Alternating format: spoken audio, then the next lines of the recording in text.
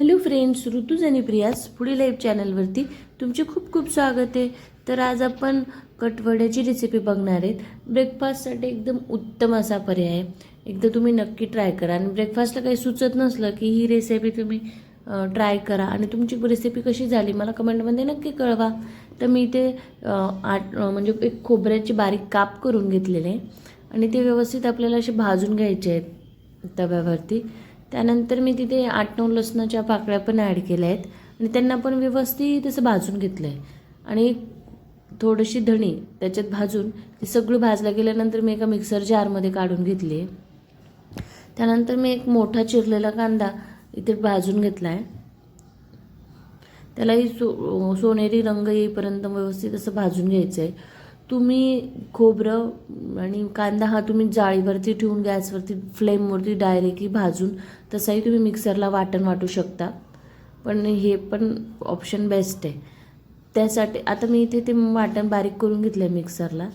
आता ते इथे मी तेलमध्ये जिरं आणि ते वाटण घालून याला व्यवस्थित असं परतून घ्यायचं आहे.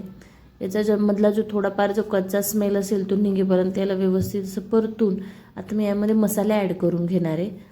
इथे मी हळद, गरम मसाला आणि लाल तिखट ॲड केले. तुम्हाला हवं तर तुम्ही कांदा लसूण मसाला पण याच्यात ॲड करू शकतात. व्यवस्थित असं परतून याला मसाल्याला एकजीव होऊन द्यायचं आहे.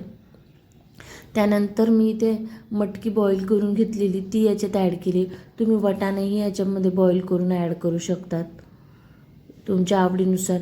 आता मी इथे बॉईल केलेली मटकी याच्यात ॲड करून त्याला आपण असं व्यवस्थित असा कट घेणार आहे. आता मटकी ॲड करून सगळं एकत्र एकजीव करून घ्यायचं आहे मसाला आणि आपल्याला हवं तेवढं पाणी याच्यात आपण ॲड करून घ्यायचं आहे. थोडं आपण या पद्धतीने आता मी आणि त्यानंतर चवीनुसार थोडंसं मीठ ॲड करायचं आहे.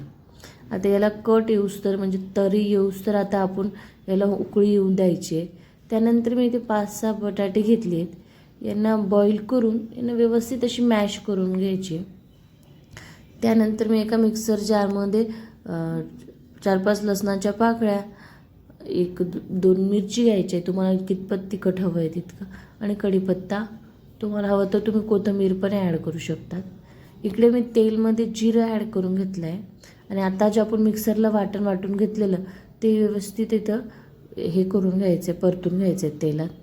थोडीशी आता मी इथं हळद घालणार आहे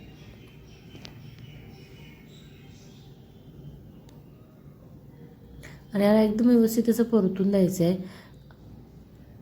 या पद्धतीने. आणि जे आपण बटाट्याला आता मॅश करून घेतलं त्याच्यावरती हे सगळं एकत्र करून घ्यायचं आहे आणि याला व्यवस्थित असं मिक्स करून घ्यायचं आहे.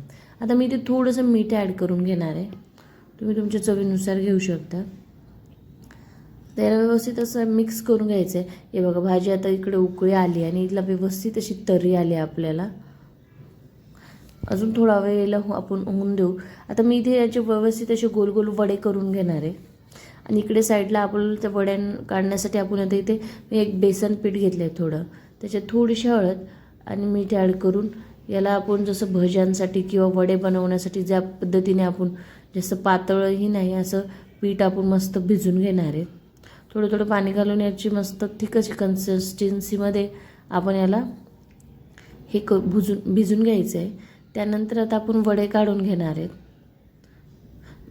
मी वड्यांसाठी साईडला तेल गरम करायला घेतलं आहे. हे बघा, आता भाजी आपली उकळली आणि कटही एकदम मस्त आला आहे. इथे आपली भाजी रेडी आहे. आता आपण वडे काढून घेऊ. तर वड्यांसाठी मी इथे जे आपण बटाट्याचे बॅटर वडे डाळच्या पिठाचे बॅटर बनवलेलं त्याच्यात आता आपण व्यवस्थित असे वडे काढून घेणार आहे.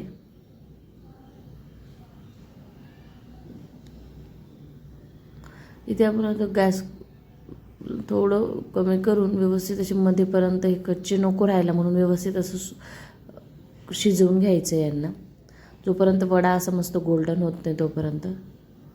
हे बघा, या पद्धतीने आता आपला वडा झाला आहे तर आपण सर्व करून घेऊया. हे बघा, या पद्धतीने एकदम मस्त तर्री आली आहे. या पद्धतीने तुम्ही नक्की ट्राय करा आणि ब्रेकफास्टसाठी ते एकदम मस्त ऑप्शन आहे. आता इथे आपण आपण कट बनवलेला त्याचे ते वडे डिप करून त्याच्यावरती कांदा, फरसाण, बारीक शेव असेल त्याबद्दल टाकून तुम्ही खाऊ शकतात. खूप मस्त लागते आणि एकदा नक्की ट्राय करा. आणि तुमची रेसिपी कशी झाली मला कमेंटमध्ये नक्की कळवा. आणि अशाच नवनवीन रेसिपीसाठी चॅनलला सबस्क्राईब नक्की करा. Bye friends.